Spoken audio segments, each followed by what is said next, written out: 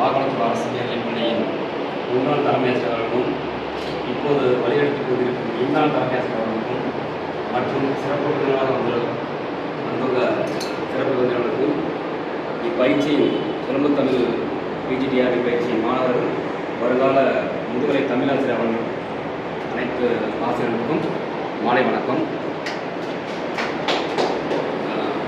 நான் என்னோடய சொந்த ஊர் குழுந்தூர் திருச்சியில் படித்தோம்.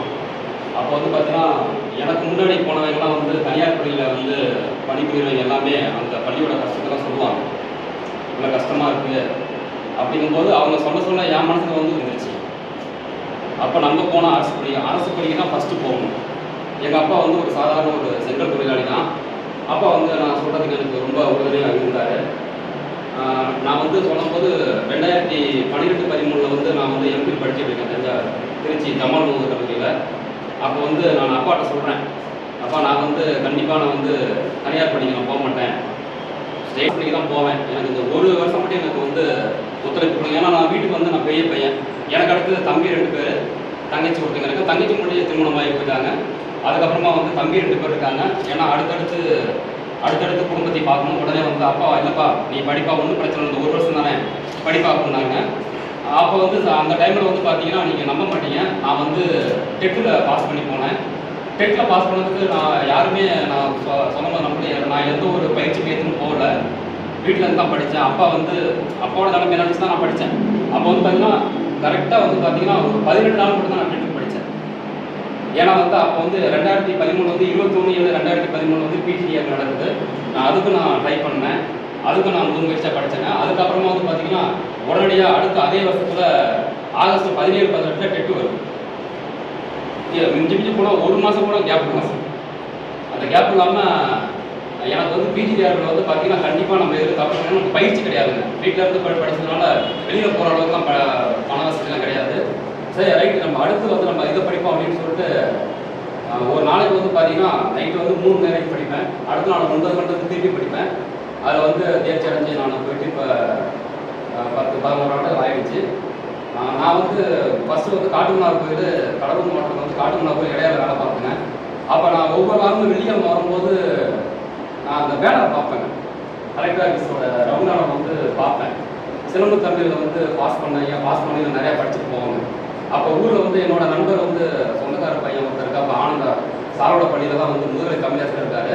நான் அப்போ கேட்பேன், ஆனந்த் யார் இந்த மாதிரி பாஸ் பண்ணணும் போட்டுருக்காங்களே அப்படின்னு சொல்லும்போது, அப்புறம் நம்ம அண்ணன் தாண்டா, என் ஸ்கூல் தாண்டா தமிழாசிரியராக இருக்காரு அப்படின்னு சொல்லும்போது, ரைட் அப்போ நம்ம ஊரில் யாராவது தமிழ் படித்தா நம்ம வீட்டு அங்கே தான் அனுப்பணும். நாங்கள் 2 பேரும் அப்போ தான் பேசிக்கணும். அதுக்கப்புறம் காலப்போக்கில் போது கடைசியில் பார்த்தா சார் எனக்கு இப்போ தமிழாசிரியராக வந்திருக்காரு.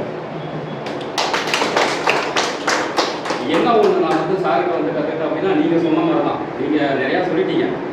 வெள்ளிக்கிழமை வேலைக்கிழமையே சார் சொல்லுவார், தம்பி நம்ம வயசுக்கே பார்த்தீங்கன்னா வீட்டுக்கு போனால் காலையில் எழுந்திரிச்சு திருப்பி அடுத்த அந்த 2 நாள் வேலை சரியாக போகுது.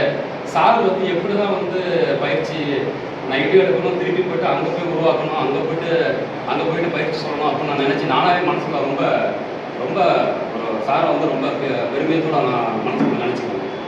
அதே மாதிரி நிறையா பள்ளிக்கூடத்துலேயும் நிறையா உங்களுக்கு நிறையா எல்லாத்துக்குமே தெரியும் பள்ளிக்கூடத்தை எப்படி முன்னேற்றணும்னு போன. ஏற்கனவே சார் எனக்கு தலைமையாசிரியர் இருந்தாங்க. அவங்களுக்கு அடுத்து நிறையா அடுத்தடுத்து வரும்போது எல்லா தலைமையாசிரியமே நான் எல்லாமே எப்படி நம்ம வருங்கால மாணவர்களை முன்னேற்றம் நான் கற்றுக்கிட்டு தான் இருக்கேன் இன்னமும். அப்புறம் நம்ம பேசுகிற சார் வெஸ்ட் இண்டீஸை நேபாள் ஜெயிச்சிச்சுன்னு சொன்னார். என்னோட எண்ணம் பழைய பள்ளி காலத்துக்கு போயிடுச்சு. பழைய பள்ளி காலத்தில் ஏன்னா எனக்கு விவரம் தெரிஞ்சு கிரிக்கெட் பார்க்குற காலத்தில் கபில் தேவ் தான் இந்திய அணியோட பயிற்சியாளராக இருந்தார். கபில் தேவ் அவர் பார்த்தீங்கன்னா அவர் சிறப்பு பேர் ஹரியானா எக்ஸ்பிரஸ்ன்னு கூப்பிடுவாங்க. இன்றைக்கி நம்ம நிறையா பசங்க, நம்மளோட சின்ன பசங்க எல்லாமே கிரிக்கெட் ஐபிஎல் எல்லாமே பார்க்குறாங்க. எல்லாமே இன்றைக்கி கிரிக்கெட்டில் வெறிப்பிடித்த ரசிகர்களாக இருக்காங்க. ஆனால் இந்த உலகத்திலே மிகப்பெரிய பணக்கார கிரிக்கெட் அமைப்பு யார் அப்படின்னா நம்ம தான். பிசிசிஐ, இந்திய கிரிக்கெட் கட்டுப்பாட்டு வாரியம், உலகத்திலே பெரிய ஒரு பணக்கார அமைப்புங்க. இந்த அமைப்புக்கு அடித்தளம் போட்டவர் யாருன்னா கபில் தேவ் தான். ஏன் அப்படின்னா அதுக்கு பின்னாடி ஒரு பெரிய கதையே இருக்குங்க. அந்த கதையை சுருக்கமாக சொன்னாலே ரொம்ப பெருசாக சொல்கிற மாதிரி இருக்கும்.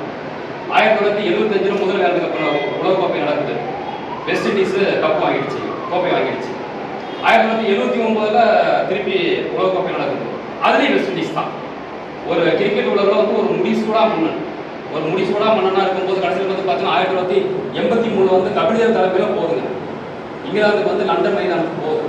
அப்போ வந்து பார்த்தீங்கன்னா ஒவ்வொரு மேட்சாக வந்து பார்த்தீங்கன்னா அப்போ வெஸ்ட் இண்டீஸை வந்து 2 முறையும் தோக்கடிச்ச அணி யாருன்னா இந்தியா தான். அது ஒரு முன்னாள் உலக சாம்பியன் வந்து பார்த்தீங்கன்னா ஒரு பலமுறை ஒரு கிரிக்கெட் வீரர்களை கொண்ட அணி. அது வந்து பார்த்தீங்கன்னா அப்போ வந்து பார்த்தீங்கன்னா இப்போ உங்களுக்கு தெரியாது நினைக்கிறேன் 2019-18 ஆண்டு காலத்தில் வந்து நான் சொல்கிறது வந்து பார்த்தீங்கன்னா 83 அப்படின்னு ஒரு திரைப்படம் வந்தது. ஹிந்தியிலேருந்து டப் பண்ணி வந்துச்சு.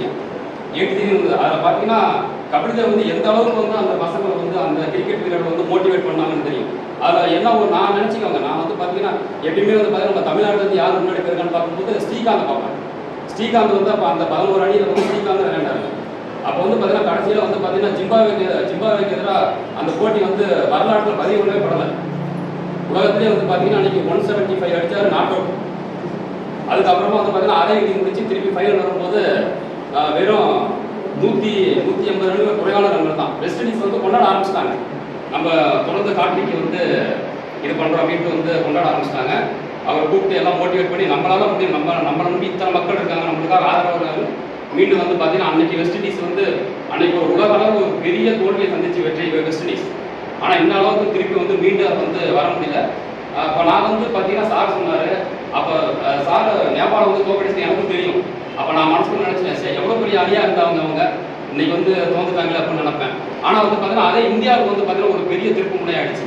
அதுக்கப்புறம் பார்த்தா இந்தியாவில் வந்து கிரிக்கெட் வந்து முன்னேறி வந்து எங்கே வருது அப்படின்னா இன்னைக்கு ஐபிஎல் வரைக்கும் இருக்குது. ஐபிஎலுக்கு விளையாடப்பட்டவங்க கபில்தேவ் தான். ஏன் அப்படின்னா வந்து இந்தியாவில் வந்து நிறைய விளையாட்டு வீரர்கள் இருக்காங்க. அவங்களோட திறமையெல்லாம் கொண்டு வந்து அவர் ஃபர்ஸ்ட் ஐசிஎல்னு ஆரம்பிச்சார், இந்தியன் கிரிக்கெட் லீக் அப்படின்னு ஆரம்பிச்சார்.